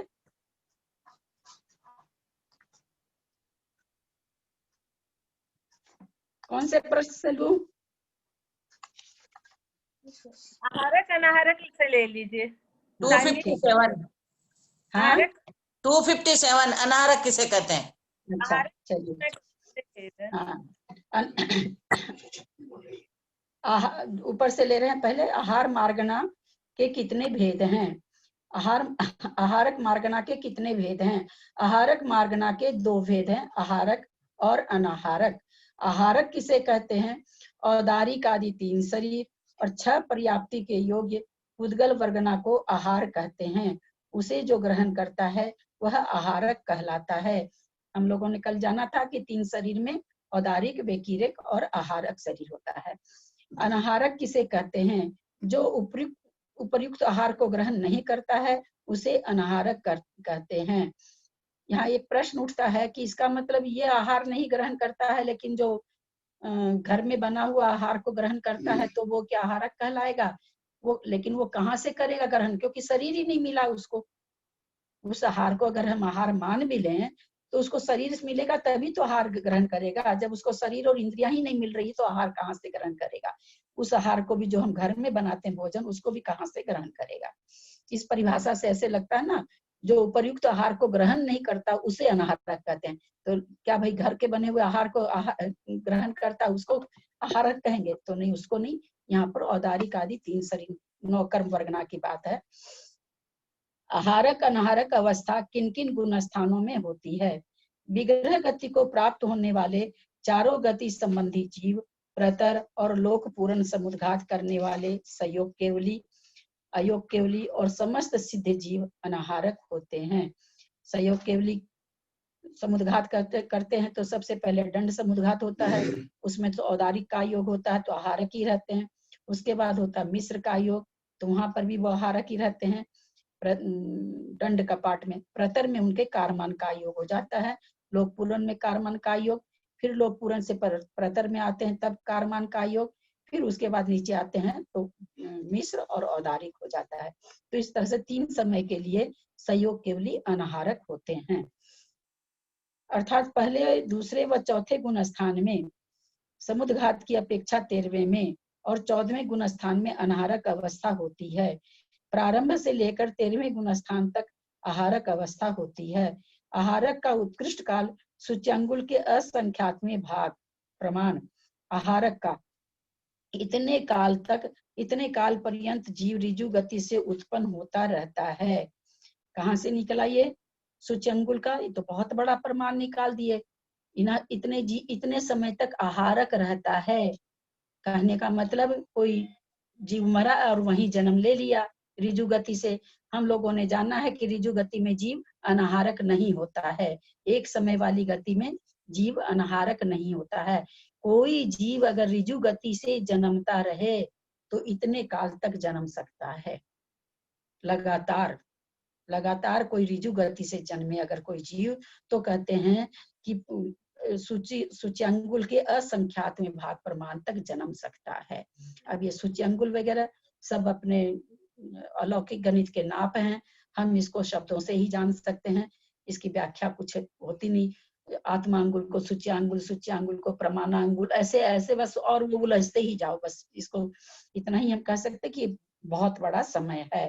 तो इतने भाग प्रमाण, यहाँ काउंटिंग की बात है, समय की बात नहीं है, कि इतने भाग प्रमाण इतने काल पर्यंत जीव ऋजु गति से उत्पन्न होता रहता है। मतलब कोई जीव अगर अनाहारक नहीं हो तो इतने दिनों तक अनाहारक नहीं हो सकता है। ऐसा नहीं कि मरण नहीं होगा, मरण होगा लेकिन ऋजु गति से जन्मेगा। जो ऋजु गति से जन्मते हैं वो अनाहारक नहीं होते हैं। और जघन्य काल 3 समय कम श्वास के 18वें भाग प्रमाण, कम से कम कितना होगा? तो बोले श्वास के 18वें भाग में मरता है कोई जीव, तो श्वास के 18वें भाग में 3 समय कम कर दो तो उतने कम से कम उतने श्वास के 18वें भाग का त्रिभागी करेगा, उसमें आयु बंद होती, फिर वो मरता है। तो कहते हैं जघन्य काल 3 समय कम श्वास के 18वें भाग प्रमाण है। कम से कम इतना निगोदिया जीव के लिए आया है कि इतना कम से कम जघन्य काल है। क्या चीज का? आहारक का। निगोदिया जीव मरता है, जन्मता है, मरता है, जन्मता है, तो श्वास के 18वें भाग में मरा और फिर वो किसी मोड़े वाली गति में चला गया तो फिर वो आहारक हो जाएगा। अनाहारक का उत्कृष्ट काल 3 समय, हम लोग जानते हैं ज्यादा से ज्यादा विग्रह गति 3 समय की होती है, तो अनाहारक का उत्कृष्ट काल 3 समय और जघन्य काल 1 समय है। कोई 2 मोड़ा वाली अगर गति ले रहा, विग्रह गति है तो 1 समय, और 3 मोड़ा वाली गति ले रहा है तो 3 समय के लिए अनाहारक हो सकता है। आहारक का काल ज्यादा है, अनाहारक का तो 3 समय और 1 समय है। कोई भी जीव मर रहा है, 1 मोड़ा लिया तो 1 समय के लिए अनाहारक होगा, 2 समय अगर लिया, 2 मोड़ा लिया तो 2 समय के लिए अनाहारक होगा। 1 मोड़े वाली गति में 2 समय लगता है, 2 मोड़े वाली गति में 3 समय लगता है, 3 मोड़े वाली गति में 4 समय लगता है। तो 3 मोड़े वाली गति में 3 समय तक अनाहारक रहेगा, चौथे समय में नियम से 9 कर्म वर्गनाओं को ग्रहण कर लेगा। उपयोग किसे कहते हैं? जीव का जो भाव वस्तु ग्रहण करने के लिए प्रवृत्त होता है उसे उपयोग कहते हैं। यहाँ भाव मतलब परिणाम का, जीव का जो परिणाम वस्तु ग्रहण करने के लिए प्रवृत्त होता है उसे उपयोग कहते हैं। यहाँ सब तरह की वस्तु आ गई, खाने की वस्तु है, हमारा खाने का परिणाम हुआ, हमारा उपयोग उधर चला गया। कुछ सुनने का, भजन सुनने का मन हुआ, भजन की ओर उपयोग चला गया, उस वस्तु को ग्रहण करने की प्रवृत्ति हुई। शास्त्र जी पढ़ने का मन हुआ, हम उधर हमारा उपयोग चला गया। तो कहते हैं जिस भी वस्तु को ग्रहण करने के लिए प्रवृत्त होता है उसे उपयोग कहते हैं। जब परिणाम जिस वस्तु को ग्रहण करने के लिए प्रवृत्त होता है उसे उपयोग कहते हैं। उपयोग के कितने भेद हैं और उनका क्या स्वरूप है? उपयोग के 2 भेद हैं, साकार उपयोग और अनाकार उपयोग। साकार उपयोग के 8 भेद हैं, 5 प्रकार का सम्यक ज्ञान और 3 प्रकार का अज्ञान। यहाँ ज्ञान से मिथ्या दृष्टि, सम्यक दृष्टि के ज्ञान को ज्ञान, मिथ्या दृष्टि के अज्ञान को ज्ञान कहते हैं। अनाकार उपयोग के 4 भेद हैं, चक्षु दर्शन, अचक्षु दर्शन, अवधि दर्शन, केवल दर्शन। मति, श्रुत, अवधि और मनः पर्याय, इनके द्वारा अपने अपने विषय को, मति, श्रुत, अवधि और मनः पर्याय ज्ञान, इनके द्वारा अपने अपने विषय का अंतर्मूर्त काल पर्यंत जो विशेष ज्ञान होता है उसे साकार उपयोग कहते हैं। हम लोग जान चुके हैं कि कि ज्ञानोपयोग में विशेष ज्ञानोपयोग उसे कहते हैं जो दर्शनोपयोग के बाद होता है, और दर्शनोपयोग के बाद जब जिज्ञासा होती है और ज्यादा जिज्ञासा जानने की जो होती है उसको ज्ञानोपयोग कहते हैं। हमने एक प्रतिमा जी को आंख से देखा, देखते ही हमारे मन में आया कि भाई किनकी प्रतिमा है, इनके कौन सा चिन्ह है, किस भगवान की प्रतिमा है, ये कहाँ से प्रतिमा आई है, बहुत सुंदर है। ये इस तरह का जो मति ज्ञान, श्रुति ज्ञान, अवधि ज्ञान वाले के अवधि ज्ञान, मन पर्य ज्ञान वाले के मन पर्य ज्ञान। तो जो विषय का अंतर, ये प्रत्येक ज्ञान एक वस्तु में एक अंतर्मुख से ज्यादा नहीं चलता है। अब अंतर्मुख, पहली बात तो अंतर्मुखी बहुत छोट, मतलब ज्ञान का विषय ही नहीं है। आवली को भी अंतर्मुख कहते हैं, और 48 मिनट को भी 48 मिनट में एक समय को भी अंतर्मुख कहते हैं। लेकिन यहाँ अंतर्मुख का मतलब वही 48 मिनट वाला कम ही होता है। तो कहते हैं अंतर्मुख काल पर्यंत जो विशेष ज्ञान होता है, इससे बेसी अंतर्मुख काल से में ज्ञान बदल जाता है। अपने को पता नहीं चलता एक समय के लिए किधर भी उपयोग चला गया। अंतर्मुख से ज्यादा कभी भी उपयोग एक वस्तु में नहीं टिकता है। यही कारण है कि हम लोग को लगता है टीवी देखते हैं तब कि हम माला भी फेर ले रहे हैं, या हम कुछ पढ़ भी ले रहे हैं, हम टीवी भी देख ले रहे हैं, हम भगवान का अभिषेक भी देख ले रहे हैं और पूजा भी कर ले रहे हैं। चूंकि समयवर्ती उपयोग होता है इसलिए हमारे पकड़ में नहीं आता है। हमको लगता है हम वो भी कर ले रहे हैं, हम ये भी कर ले रहे हैं, क्योंकि एक समय गया तो उस समय तो हमारे पकड़ में आता नहीं। तो हमको लगता है हम तो भगवान का अभिषेक भी देखे हैं और हम पाठ भी कर लिए हैं, हमको पता नहीं लगता है कुछ भी। लेकिन वापस उसी में उपयोग आ जाता है। एक समय के लिए उपयोग हटके, एक समय के लिए उपयोग हटके वापस उसी में आ जाता है। आ सकता है, अगर लाना चाहे तो आपका बाहर भी भटकता रह सकता है, लेकिन अच्छा। हाँ एक समय के बाद आ सकता है पुनः लौट के। और आपको नहीं, हम पूजा करते करते भगवान का अभिषेक देखे, भगवान का अभिषेक देखने के बाद अब जो सीढ़ियों से आ रहे हैं उनको देख रहे हैं, अरे ये तो मेरी जान की आ गई है, मेरी भाईली आ गई है, मेरी बहन आ गई। हमने उपयोग को भटका के ही रखा। ये तो अपने ऊपर है कि हम अपने उपयोग को, आचार्य यहाँ पर केवल एक ही चीज समझाना चाह रहे हैं कि साकारो उपयोग अंतर्मुख से ज्यादा नहीं होता है। हमारे पकड़ में नहीं आता वो अलग बात है। अपने लोग कहते हैं उपयोग तो मन वचन काया का जो योग होता है एक समय में एक ही होता है, अपने लोग को तो कभी नहीं लगता। हम चलते भी रहते हैं, बात भी करते रहते हैं, है ना, टेलीफोन से, मतलब अपने को तो लगता ही नहीं कि एक समय में एक उपयोग होता, पकड़ में नहीं आता। कभी कभी जरूर पकड़ में आता है कि हम अगर कुछ सुन रहे होते हैं और लिखते हैं तो कभी कभी लगता है जैसे नहीं सुन पाए, लिखने में हो गए तो सुने नहीं, कुछ निकल गया, उस समय तो फिर भी थोड़ा सा पकड़ में आ जाता है। बाकी तो किसी समय पकड़ में नहीं आता। चलते हैं तो बिल्कुल ही नहीं पकड़ में आता, खूब बात करते हुए भी चल रहे हैं, लेकिन आचार्य तो कहते हैं एक बार में एक ही योग होता है। तो क्यों नहीं पकड़ में आता? क्योंकि समय की पर्याय बहुत छोटी है, और एक समय में वो हो गया, एक समय में वो हो गया, तो हमको क्या लगता है कि निरंतर हमारा एक जैसा चल रहा है। वो व्यवधान हमारे समझ में नहीं आता है, हम पकड़ नहीं पाते हैं। जैसे स्वाध्याय पूजा और करते हैं, यदि विधान में बैठे हैं तो उसमें तो उपयोग उसी में लगा हुआ है, लेकिन आचार्य के अनुसार एक समय के लिए अंतर्मुख के लिए हट जाता है, मतलब अंतर्मुख रहता है फिर हट जाता है, फिर वापस उसी में लग जाता है अपना उपयोग। नहीं, हटने के लिए अंतर्मुख नहीं दिया आचार्य ने। नहीं, अंतर्मुख तक रहता है। हाँ रहता। अब अभी जैसे अपने लोग स्वाध्याय कर रहे हैं, 1.25 घंटा करते हैं अपने लोग स्वाध्याय, तो आचार्य के हिसाब से तो अंतर्मुख से था, तो हमारा अंतर्मुख में हो सकता है। यहाँ अंतर्मुख का मतलब हमेशा 2 आवली 4 आवली नहीं लिया जा सकता। जिस समय बहुत उपयोग लगा के शास्त्र स्वाध्याय कर रहे हैं, एकदम उसमें डूबे हुए हैं, तो उस समय एक समय के लिए 20-30 मिनट के बाद एक समय के लिए जाता होगा, हमको पता ही नहीं चलता है। पता नहीं चलता। या ठीक है, हमने जरा सा ऐसे सीधे ही हो गए, जरा से पैर को हिला लिए, हो गया हमारा, तो उतनी देर के लिए उपयोग घट गया। हाँ, इसीलिए पूछा ना कि वापस उसी में उपयोग लग सकता है ना। हाँ लग सकता है, एक समय के बाद ही लग सकता है। ऐसा कहीं नहीं है कि एक समय। लोग आचार्य तो निद्रा के बारे में भी कहते हैं कि अंतर्मुख से ज्यादा कोई जग नहीं सकता है और अंतर्मुख से ज्यादा कोई सो नहीं सकता है। अब बताइए हम लोग कहाँ अंतर्मुख। मंजू जी मुंह बना रही हैं, छोटी किताबों की बात नहीं है, बहुत बड़ी बड़ी किताबों की बात आप लोग को परोसते हैं। जगने में कैसे लगाएंगे? इसलिए लगाएंगे एक समय के लिए आंख कोई भी कारण से बंद हुई हो गई, कहाँ पता चलेगा? बोलिए, पता चलेगा। आचार्य अगर ये दे देते कि एक अंतर्मुहूर्त के बाद मतलब 1 घंटा तक सोएगा ही या 48।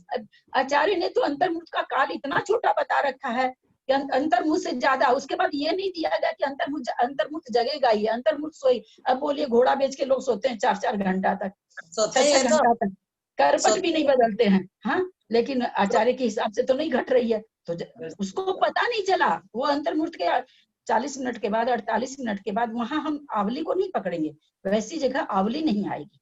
आज हम लोग स्वाध्याय कर रहे हैं, यहाँ आवली नहीं घटेगी, यहाँ तो बड़ा समय घटेगा। लेकिन एक आचार्य कहते हैं कि मतलब आए एक बार उसकी, जैसे अपने 6ठे-7वें गुण स्थान में महाराज लोग को कहते हैं, कहाँ अपने को पता चलता, अपने तो देख रहे हैं महाराज जी 4 घंटा से विधान करा रहे हैं, फिर कैसे घटेगा। और अब आगम कह रहा है कि उनको जाना ही पड़ेगा 7वें गुण स्थान में। अब उन एक समय के लिए उनको क्या आत्मा का ध्यान लगा, ऐसा कुछ जरूरी नहीं कि उनको उसमें 1 घंटा रहना है। 6ठे-7वें छूटते रहते हैं, कहाँ पता चलता है, खुद महाराज को भी पता नहीं चलता है। चीज है ये। अनाकाल में चक्षु दर्शन कैसे आया?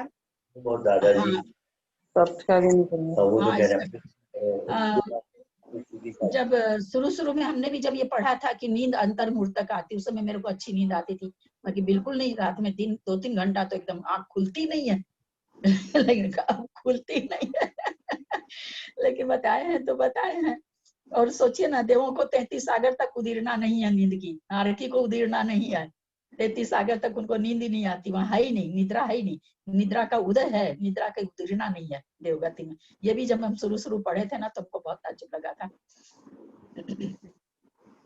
तो वहाँ कैसे घटाओगे ये, वहाँ क्या? कैसे घटेगा फिर निद्रा का, कि वो अंतर्मुहूर्त से ज्यादा नहीं रह सकता, जागा हुआ या सोया हुआ? इसीलिए तो घटाया कि देव गति में, नरक गति में उदीरना नहीं है, तभी तो वो अलग से विवेचन आया, नहीं तो क्यों देना पड़ता। एक साधारण कथन कर दिए कि अंतर्मुहूर्त से ज्यादा कोई जगता नहीं, अंतर्मुहूर्त से ज्यादा कोई सोता नहीं, काम खत्म। ये क्यों देना पड़ा उनको कि 33 सागर तक उदीरना नहीं होती, तभी तो देना पड़ा, विशेष कथन था तभी तो, नहीं तो क्यों देना पड़ता। ललिता जी, ये अज्ञान अनाकार उपयोग को चक्षु दर्शन में कैसे घटाया?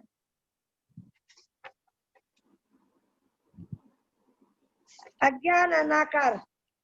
हाँ, एक मिनट, क्या अज्ञान अनाकार में दे? अज्ञान तो इधर है, 3 प्रकार का अज्ञान। हाँ, वो तो साकार उपयोग में है, अज्ञान तो नहीं है। हाँ, अनाकार में नहीं घटाया है। हाँ, साकार में है वो तो। खड़ी पाई लगी हुई है, वहाँ खड़ी पाई लगाओ। हाँ, उसके बाद में खड़ी पाई, वो सेंटेंस खत्म हो गया, वहाँ दूसरा चालू हो गया, अनाकार उपयोग। क्या वो बोल रहे 3 प्रकार का अज्ञान और अनाकार उपयोग में कैसे घटाए, तो अज्ञान के बाद में लाइन है ना, वहाँ खत्म हो गया सेंटेंस। नहीं है हमारे, इसलिए मैं सोच लाइन तो नहीं है, होगा ना, अक्षर डार्क दे दिया ना। नहीं, लाइन है हमारे, तो लाइन खींची हुई है बाद में, लाइन तो नहीं है। एक मिनट, आप लोग 1 मिनट सुनिए। 5 प्रकार का सम्यक ज्ञान और 3 प्रकार का अज्ञान, उसके बाद फुल स्टॉप है। अच्छा, वो फुल स्टॉप नहीं है, वो लगा लीजिए, अगर नहीं लगाएंगे तो ठीक, जो अभी सरिता जी समझ रही हैं वही समझेंगे, सब समझने वाले की गलती नहीं है, वहाँ फुल स्टॉप होना चाहिए, अगर नहीं होगा तो वो नहीं समझ में आ रहा, वहाँ फुल स्टॉप लगा लीजिए, अगर किसी के नहीं लगा हुआ है तो। वो सेंटेंस पूरा हो गया, अब दूसरा सेंटेंस चल रहा है। अनाकार उपयोग की 4 भेद हैं, चक्षु दर्शन, अचक्षु दर्शन, अवधि दर्शन और केवल दर्शन। अनाकार क्यों कहा? चक्षु से केवल बस दिखने मात्र का होता है, फिर क्या उसका आकार है ये कौन करता है? ये ज्ञान करता है, ये है ना। और अचक्षु दर्शन से तो खैर होता ही अनाकार, जितने भी कान से, जीभ से, ये सब से तो होता ही होता। अवधि दर्शन में भी केवल अवधि दर्शन जिनको होता है, वैसे तो वही बता सकते हैं, अपने तो आगम में पढ़ के। तो दर्शन जितना भी होता है सब अनाकार ही होता है, क्योंकि जैसे ही वो साकार होगा वो ज्ञानोपयोग में ज्ञान में।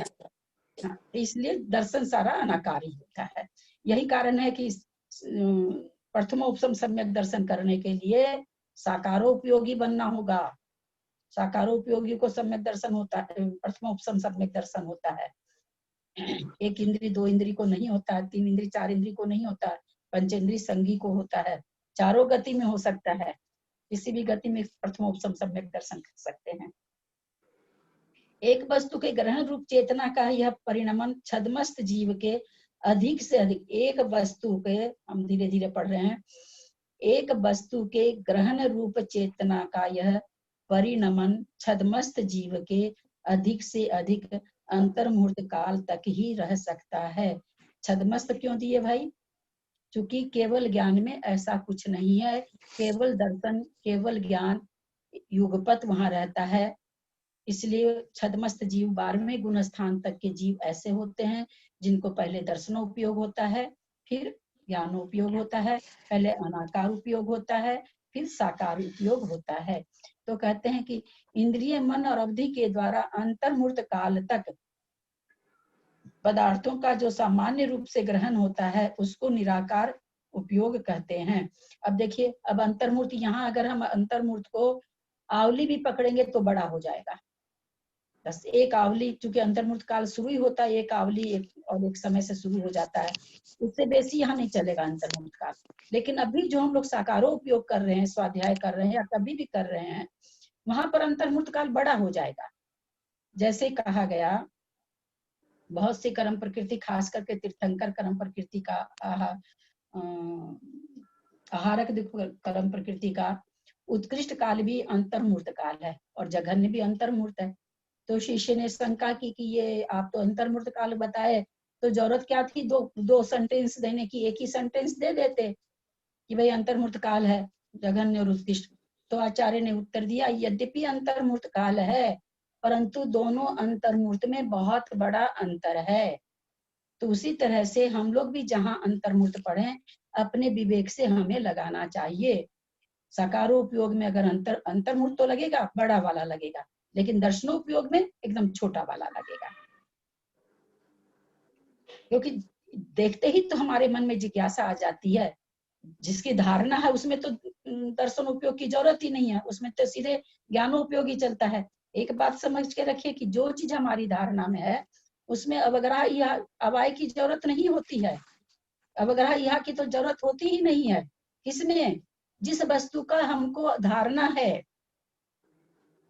अवग्रह यह अवाय धारणा हमने जाना मति ज्ञान के 4 भेद, लेकिन क्या हर वस्तु में हमारे अवग्रह होता है? क्या हर वस्तु में हमको व्यंजना अवग्रह होता? नहीं होता है।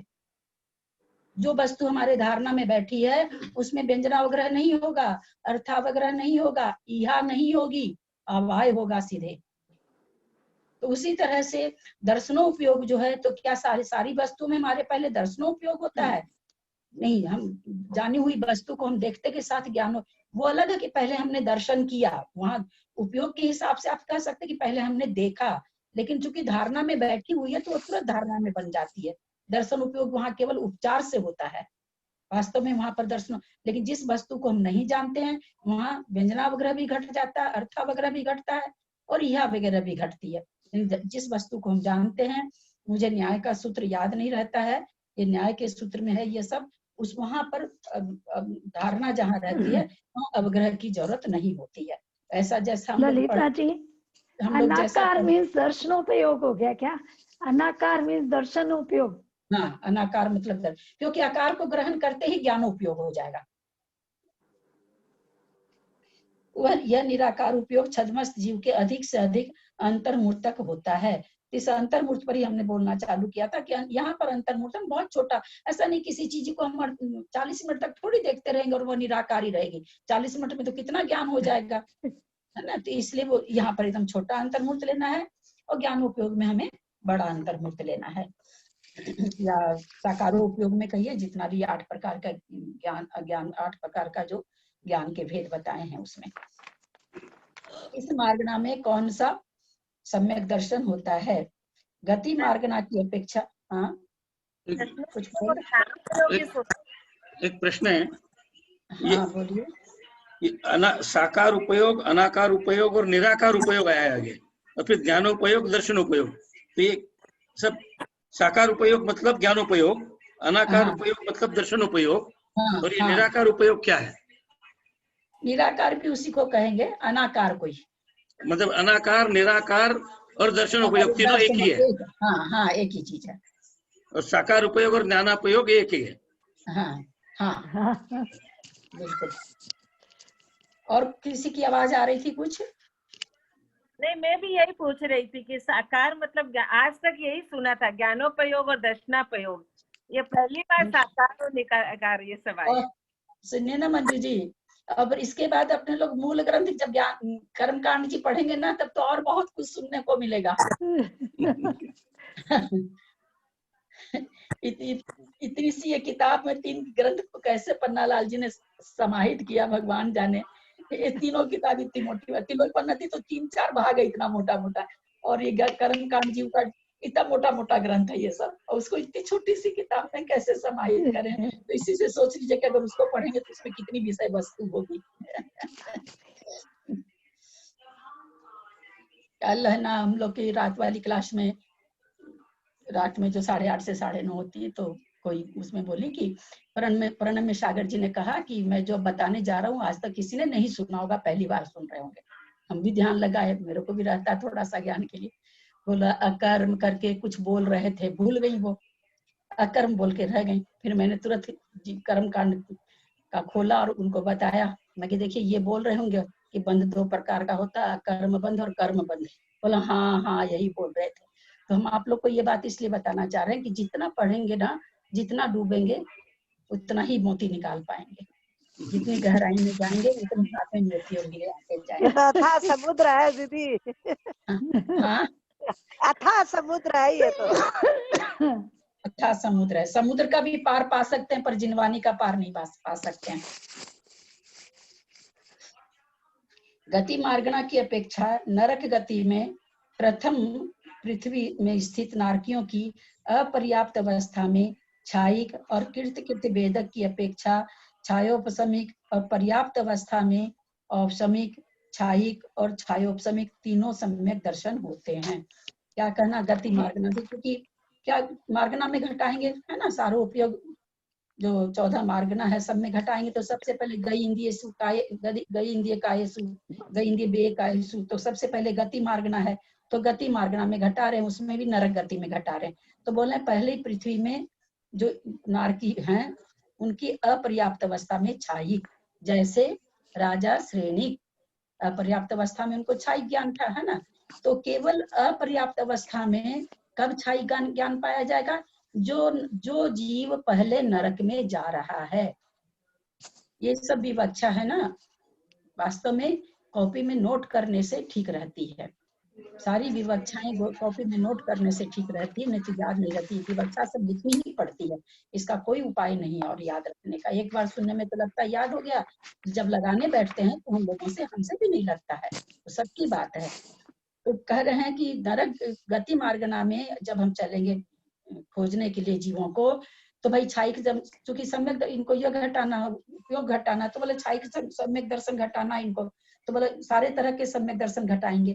तो कहते हैं कि छायिक सम्यक दर्शन पहले नरक में अगर कोई नारकी जा रहा है और उसको छायिक सम्यक दर्शन है तो अपर्याप्त अवस्था में छायिक सम्यक दर्शन पाया जाएगा, बाकी कोई भी सम्यक दर्शन नहीं पाया जाए। छायिक और कृत भेदक की अपेक्षा छायोपशमिक, अपर्याप्त अवस्था में छायिक और कृत भेदक की अपेक्षा छायोपशमिक तथा पर्याप्त। क्यों यहाँ कृत भेदक को क्यों लाया, चूंकि कृत भेदक जो मर के नरक में जा रहा है हम लोगों ने समझा है कि वहां पर वो चूंकि छायोपशमिक के साथ जा रहा है। कैसे जा रहा है छायोपशमिक के साथ, चूंकि अभी उसने सम्यक प्रकृति का नाश नहीं किया है, तो क्या उसकी संज्ञा क्या है, कृत भेदक। लेकिन अगर कृत भेदक में सम्यक दर्शन कौन सा है, तो अभी उसको छायोपशमिक ही है। कैसे छायोपशमिक है, चूंकि सम्यक प्रकृति का उसको उदय है, और हम लोग जानते हैं इस छायोपशमिक सम्यक दर्शन किसको कहते हैं, जिसके सम्यक प्रकृति का उदय रहता है। विवक्षा समझ रहे होंगे सब, कोई नहीं समझ में आए तो फिर से जरूर पूछिएगा। तो उसी हिसाब से कहा इन्होंने कि अपर्याप्त अवस्था में भाई कौन कौन सा ऐसे छायोपशमिक सम्यक दर्शन अपर्याप्त अवस्था में नहीं पाया जाता है। कृत क्यों दिया कृत भेदक, कृत भेदक के अलावा छायोपशमिक सम्यक दर्शन के साथ नरक में कोई भी नहीं जाता है। अपर्याप्त अवस्था में छायोपशमिक सम्यक दर्शन नहीं पाया जाता है। वो नरक मरने के अंतर्मुख पहले छूट जाएगा, वहां जाके जन्म लेगा। जैसे श्री कृष्ण तीर्थंकर प्रकृति का बंध है, उनको मरने के पहले अंतर्मुख पहले सम्यक दर्शन छूट गया, तीसरे नरक में जाके जन्म, तीर्थंकर प्रकृति का बंध रुक गया, तीसरे नरक में गए, जन्म लिए, अंतर्मुक्त विश्राम किए, उसके बाद उनको छाया सम्यक दर्शन शुरू हो गया। शुरू होने का मतलब सम्यक प्रकृति उदय में आ गई और तीर्थंकर प्रकृति बंधने लगी। तो यहाँ पर ये कहना चाह रहे हैं कि भाई अगर अपर्याप्त अवस्था में खोजा जाए, अभी तो पहले नरक की बात बता रहे हैं, तो कह रहे हैं हालांकि पूरी गति में यही आ जाएगा, तो केवल छायिक सम्यक दर्शन अपर्याप्त अवस्था में मिलेगा, या फिर कृत वेदक की दृष्टि से छायोपशमिक। इन्होंने शर्त लगाई कि छायोपशमिक कौन सा पाया जाएगा, तो कृत वेदक की अपेक्षा। ये अपेक्षा याद रखनी पड़ेगी, क्योंकि छायोपशमिक सम्यक दर्शन अपर्याप्त अवस्था में नहीं होता है नारकी के। लेकिन कब होगा, अगर कोई कृत वेदक होके मर रहा है तो वो तो पीछे जा नहीं सकता है, वो उसमें पूरा करेगा, तो वो उस समय वो छायोपशमिक होके पाया जाता है। फिर कहते पर्याप्त अवस्था में औपशमिक, पर्याप्त माने पर्याप्त पूर्ण होने के बाद में, औपशमिक, छायिक और छायोपशमिक तीनों सम्यक दर्शन होते हैं। हम लोग अभी जाने थे कि प्रथमोपशम सम्यक दर्शन, तो यहाँ पर औपशमिक का मतलब प्रथमोपशम, द्वितीयोपशम मनुष्य गति हम लोगों ने जब विशेषता जानी थी तो प्रथमोपशम के लिए जानी थी कि चारों गति में हो सकता है, लेकिन द्वितीयोपशम केवल मनुष्य गति में होता है। यहाँ औपशमिक का मतलब प्रथमोपशम सम्यक दर्शन। छायिक सम्यक दर्शन हो सकता है, क्योंकि छायिक सम्यक दर्शन के साथ राजा सैनिक बैठे हुए वहां पर, और भी बहुत लोग बैठे होंगे, हम जानते नहीं हम लोग। और छायोपशमिक सम्यक दर्शन तीनों पर्याप्त अवस्था में पाए जाते हैं। छायोपशमिक में अभी लक्ष्मण जी बैठे हैं, कृष्ण जी बैठे हैं, ये लोग छायोपशमिक के साथ वहां पर बैठे हैं। रावण की सम्यक दर्शन के साथ है कि मिथ्या मुझे पता नहीं, तीर्थंकर की प्रकृति की सत्ता लिया हुआ तो सम्यक दर्शन तो होगा ही। तो कहते हैं अपर्याप्त अवस्था में तो छायिक मिलेगा, और कृत वेदक की दृष्टि से छायोपशमिक होगा। पर्याप्त अवस्था में तीनों तरह के सम्यक दर्शन हो सकते हैं। ये पहली पृथ्वी का इन्होंने विवेचन किया। अब कहते दूसरी यहाँ पर और सारी पृथ्वी आ गई। दूसरी आदि पृथ्वी में नारकियों को अपर्याप्त अवस्था में एक भी सम्यक दर्शन नहीं होता है। क्यों आया ऐसा विवेचन? क्योंकि छायिक सम्यक दृष्टि पहला नरक छोड़ के और किसी नरक में जाता नहीं है, नंबर 1। अब हो गया कि कृत वेदक को भेज दीजिए, छायोपशमिक है, तो छायोपशमिक सम्यक दर्शन वाला वही दूसरे तीसरे नरक में वही जाता है जिनका छूट सकता हो। कृत वेदक का सम्यक दर्शन भी नहीं छूटेगा, और फिर वो अपर्याप्त अवस्था में छायिक भी बन रहा है। इसलिए दूसरी आदि पृथ्वी में अपर्याप्त अवस्था में जो जीव दूसरी तीसरी आदि सभी और आगे की 6 पृथ्वी में जा रहा है, उसको अपर्याप्त अवस्था में कोई भी सम्यक दर्शन नहीं पाया जाता है।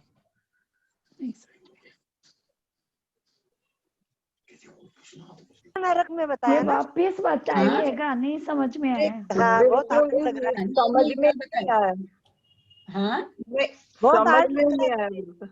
नहीं, अपर्याप्त अवस्था जैसी है तो अपर्याप्त अवस्था के बाद मतलब अवस्था पर्याप्त हो जाती है या मरण नहीं होता है क्या?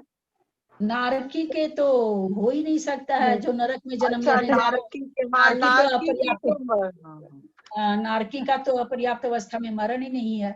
हाँ ये अच्छा, पहली पृथ्वी नारकी, देव का भी नहीं है। हाँ, नारकी और देव दोनों का मरण नहीं है। हाँ, दोनों का मरण नहीं है। श्री कृष्ण तो तीसरा नरक में है ना। हाँ, मैं भी यही बोल रही थी। तो फिर कृत वेदक आप बोल रहे हैं ना कि प्रथम नरक के सिवा नहीं होगा। हाँ, तो कौन है यहाँ पे? तो श्री कृष्ण और लक्ष्मण है। तो छायोपशमिक सम्यक दर्शन है दोनों के पास। यहाँ कौन सा छाय, देखिए यही चीज तो मैं बार बार बोली ना, यहाँ कौन सा छायोपशमिक है? कृत वेदक वाला छायोपशमिक है। हाँ। उसकी बात है यहाँ पर। जो कल आपने बताया था ना, कृत वेदक प्रथम समय में पहले नरक में भी जा सकता है, तो वो खाली प्रथम नरक में ही जाएगा ना? हाँ, क्योंकि वो तो छायिक बन जाएगा ना। हाँ, कल आपने बताया था कि कृत चौथे जा सकता है नरक हाँ, में। चौथे समय नहीं, वो कह रही चौथे है। समय में। हाँ, नीचे से पहले में, चौथे भाग में, चौथे भाग में। हाँ हाँ, बोलिए। तो वो पहले नरक में ही जाएगा, वो दूसरे नरक में नहीं जाएगा। हाँ, यहाँ की नहीं जाएगा। हाँ, इस यहाँ से ये अर्थ निकल गया कि वो पहले नरक में जाएगा। तो दीदी तो फिर आपने तो कृष्ण जी और श्री कृष्ण तो तीसरे नरक में है। ये तो वो क्षायिक समय दृष्टि कहाँ है? वो तो आएंगे और अपने ही श्रुत केवली बनेंगे। पहले धवला जी में आया है, श्रुत केवली बनेंगे, फिर अपने ही पादमूल में क्षायिक सम्यक दर्शन प्राप्त करेंगे। नहीं, तो आप बोल रहे हैं कृत्य वेदक प्रथम नरक में ही जाएगा, तो फिर वो तीसरे नरक में कैसे गए? ओ बाबा, कौन सा क्या हो गया पता नहीं, ये आप परसों वापिस बताइएगा। बहुत समझ में नहीं आया ये कुछ समझ अब सुनिए, 1 मिनट सुनिए, देर लेट हो जाएगा। ये सब कार्य अपर्याप्त अवस्था में हो रहा है, वो भी समझ में नहीं आ रहा है। मतलब एक पहली बार ही समझ रहे, आज पहला दिन समझ रहे ना, थोड़ी सी कठिनाई होगी, कोई बात नहीं, हम आपको समझा के छोड़ेंगे, आगे नहीं बढ़ेंगे। क्षायोपसमिक यहाँ पर कौन सा है जिसने दो प्रकृति, क्षायोपसमिक सम्यक दर्शन पहले कहते किसको? इसमें सम्यक तो प्रकृति, देखिए परिभाषा बहुत मूल चीज क्या है? क्षायोपसमिक उसको कहेंगे जो सम्यक प्रकृति को भोग रहा है, वेदन कर रहा है, या उसका उदय हो, जो भी कहिए। तो कृत्य वेदक क्या किसको कहे हैं? जिसने मिथ्यात्व का, सम्यक मिथ्यात्व को क्षय कर दिया, यानी उसके उदय में कौन सी है? सम्यक प्रकृति है ना। तो यहाँ पर कह दिया गया कृत्य वेदक बाला सम्यक दृष्टि क्षायोपसमिक। यहाँ इन्होंने शर्त लगाई ना, कौन सा क्षायोपसमिक? कृत्य वेदक वाला। आज हमको आपको क्षायोपसमिक सम्यक दर्शन हो सकता है, हम लोग को पता नहीं, अलग बात है। हमारे अच्छे ये रहते, अगर हमको कभी हुआ है प्रथमोपसम, तो कोई इसमें ये आश्चर्य नहीं है कि हमारे सम्यक प्रकृति का उदय चल रहा हो। तो हम भी क्षायोपसमिक है। आज किसी कारण से मेरा मरण और हमको नरक आयु बंध गई है, तो पहले सम्यक दर्शन छूटेगा, फिर मरण होगा, फिर वहां जाके वापस हो सकता है। हमको होगा कि नहीं, वहां चूंकि वो लोग तीर्थंकर हैं, लक्ष्मण और श्री कृष्ण, इसलिए वहां पर उनको नियम से फिर हो गया अंतर्मुख के बाद। ये क्षायोपसमिक दूसरा है। ये क्षायोपसमिक दो, क्षायोपसमिक और औपसमिक जो 3 सम्यक दर्शन आए वो हुआ। और ये कौन सा क्षायोपसमिक है? जो कृत्य वेदक है, जिसने 2 प्रकृतियों को दबाया और उद्याभावी क्षय नहीं किया है, उसने क्षय कर दिया है 2 प्रकृति का, मिथ्यात्व का, सम्यक मिथ्यात्व का, जिसने क्षय कर दिया है, ऐसा कृत्य वेदक, ऐसा क्षायोपसमिक। अब वो क्षायोपसमिक में क्या है? सम्यक मिथ्यात्व प्रकृति और सम्यक मिथ्यात्व प्रकृति के सर्वघातीय स्पर्धकों का उद्याभावी क्षय, उसी का सद अवस्था रूप उपशम, दोनों में अंतर है ना, वो यहाँ पर पकड़ा रहे। इनके खाली सम्यक तो प्रकृति है। हाँ, इनके खाली सम्यक प्रकृति है, इसलिए इनको भी क्षायोपसमिक कह दिया। लेकिन इन्होंने पहले की 2 प्रकृति को नष्ट कर दिया है, जबकि ऐसे जो क्षायोपसमिक सम्यक दृष्टि होते हैं, उनके वो नष्ट नहीं हुई रहती है, उनके वो सत्ता में रहती है पड़ी हुई। ये दोनों क्षायोपसमिक में अंतर है। इन्होंने कहा तो कृत्य वेदक की अपेक्षा, यानी जो कृत्य वेदक है, जिसके सम्यक प्रकृति उदय में है, 2 प्रकृति का नाश हो गया, ऐसा भी अपर्याप्त अवस्था में क्षायोपसमिक सम्यक दर्शन वाला अपर्याप्त अवस्था में पाया जाता है। क्योंकि हम लोग जान गए कि कृत्य वेदक करके मरता है तो नरक भी जा सकता है। अगर चौथे भाग में अगर मरण होता तो उसमें भी जा सकता, उसमें ही जाता नहीं है, उसमें भी जा सकता है। तो अपर्याप्त काल में है उसके पास क्षायोपसमिक, फिर वो क्षायिक कर लेगा, क्षायिक करके जन्म हो जाएगा उसका। कल समझाते। और हाँ ललिता जी, सबको बोलिए कि सबको है ना, ये चारों की परिभाषा रट के आएंगे कल, आप एक एक से सुनिए। कृत्य क्षायोपसमिक की, क्षायिक की, और बताया था ना कि अब कुछ भी करने के लिए नहीं बचा है। कृत्य वेदक मतलब कुछ भी बाकी नहीं है, मतलब उसको होएगा ही होएगा। हाँ, वो मंडे को पूछिए। कल तो क्लास होगी क्या? कल तो संडे, मंडे को पूछिएगा। संडे भी है। हाँ, मंडे का रख लीजिए ना। हाँ, मंडे को तो है, ये पूछेंगे। हाँ, देख लेंगे। आप लोग को है कि पूछे तो जरूर पूछ लेंगे। हमको तो कोई तकलीफ नहीं है। मेरे को ये क्वेश्चन पूछना था कि जो आज मार्गना का प्रकरण पूरा हो गया है ना, तो ये जो मार्गना है ये जो लाइन से है, तो इनको लाइन से ही याद करें या उल्टी सीधी भी याद कर सकते हैं? नहीं, इसका तो बहुत अच्छा वो है, बहुत ही इसको कैसे करें, कभी सब भूल जाते हैं। है ना, तो 2 लाइन में पद्य है ललिता जी। हाँ, इसकी गाथा है ना, गई सुकाये जोये वेदे कसायण आणे हैं, संजम दंसन लेच्या भव्या सम्मत सणी आहारे। ये संस्कृत पर बहुत हार्ड है, संजम दंसन लेच्या भव्या सम्मत सणी आहारे। ये तो ये संस्कृत की याद नहीं होती थी ललिता जी, कोई हिंदी की है क्या? आप बता दीजिए।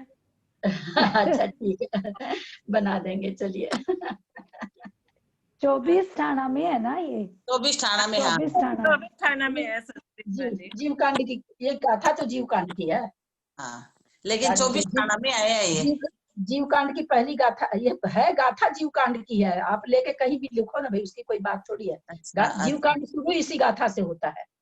अच्छा, मंगलाचरण के बाद पहली गाथा यही है जीव कांड की, क्योंकि वो जीव कांड में तो जीवों की खोज करा रहे हैं ना, तो सबसे पहले तो नहीं आई है उसमें, तो ये है जीव कांड की गाथा।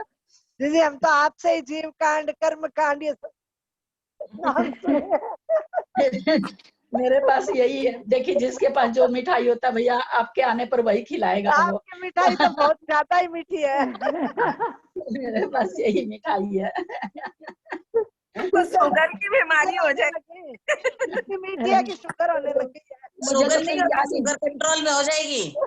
कंट्रोल में हो जाएगी। उतर रही अटकी हुई है। कल संडे मेरे को तो याद ही नहीं रहा। सरिता जी बोल रही थी कि चलो कल प्रतिक्रमण हम भी अपना चिंतन वाला कराएं भाई। किताबों में तो बहुत आप लोग आपसे प्रतिक्रमण करने की बहुत इच्छा है हमारी। एक मुझे तो हम हेलो ललिता जी, बोले लक्ष्मण के तीर्थंकर प्रकृति का बंद किया है हमने। आवाज नहीं ठीक आ रही है आपकी। जो भी बोले लक्ष्मण जी का तो सुनाने के तीर्थंकर प्रकृति का बंद किया है लक्ष्मण जी ने। किया है, नहीं सुन रहा, आवाज नहीं सुन पा रही। किया है प्रकृति का बंद किया है क्या? अब करेगा। हाँ, तो लक्ष्मण जी ने। मैं सुनिए, इस मामले में थोड़ी कमजोर हूँ। हो सकता है कि करेगा या किया, क्योंकि जितनी बातें मैं बोलती हूँ प्रथमान योग की सब सुनी सुनाई बोलती हूँ, है ना। कुछ चीजें जैसे कृष्ण जी भी आके करेंगे, ये मैंने धरवा जी का रेफरेंस में पढ़ा था। वो कृष्ण जी का रावण का सुना है, कृष्ण जी का रावण का सुना है, लक्ष्मण जी का नहीं सुना है। हाँ, तो हो सकता नहीं हो सकता।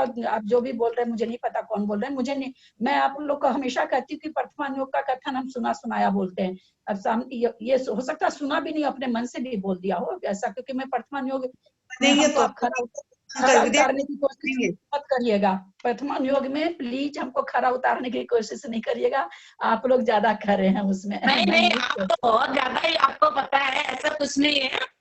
बहुत अच्छे से समझाते, बहुत पता है, लेकिन बस कल ये सुनने में नहीं आया था लक्ष्मण जी का। नहीं, ठीक बात नहीं होगा तो आप कृष्ण तो तीर्थंकर होंगे निर्मल नाम की। नहीं, ये सुना कि आके तीर्थंकर बनेंगे, ये तो जरूर सुना हुआ। अभी है कि नहीं वो। हाँ, लक्ष्मण जी विदेह क्षेत्र के तीर्थंकर बनेंगे, हम कर्म क्षेत्र के भी बनेंगे। और ब्राह्मण और कृष्ण जी कर्म क्षेत्र के बनेंगे। कृष्ण तो 16वें तीर्थंकर होंगे निर्मल नाम के, 19वें होंगे ब्राह्मण। और ये विदेह क्षेत्र के होंगे कृष्ण जी। भरत क्षेत्र के नहीं होने के, विदेह क्षेत्र के होंगे कृष्ण जी। कृष्ण तो कर्म भूमि के होंगे अपने यहीं के।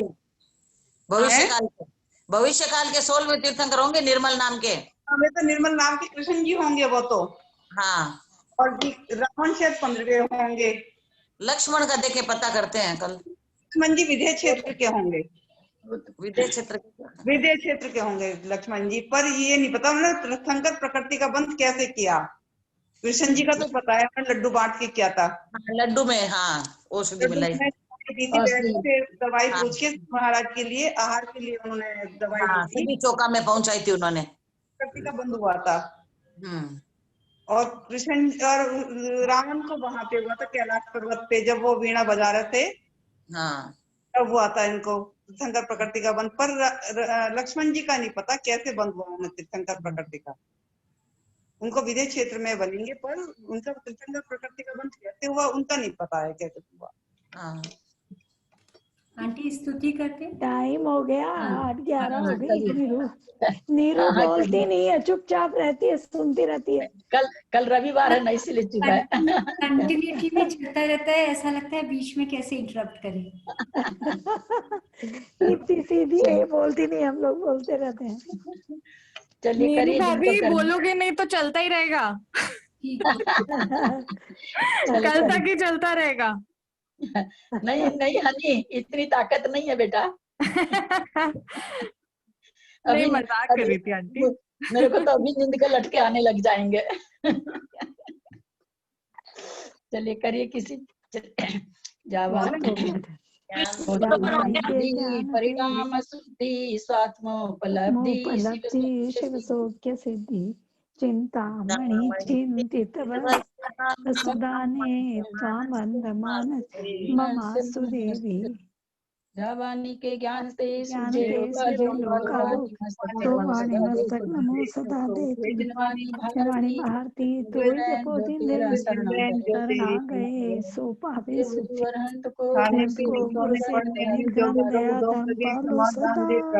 जिससे वे कर्मशील रहे, जिन गुण के रत्ना गुण की खांदा, तेरे चरण कमल में प्रभु अपना मस्तक झुका रहा, अपना मस्तक झुका, अपना मस्तक। सबसे क्षमा सबको क्षमा, सबसे क्षमा सबको क्षमा, सबसे क्षमा सबको क्षमा। बोल देवादिनाथ भगवान की जय। सबसे जय जिनेंद्र। सोमवार को 28 चालू हो रही है। जय जिनेंद्र सभी को। जय जिनेंद्र। जय जिनेंद्र।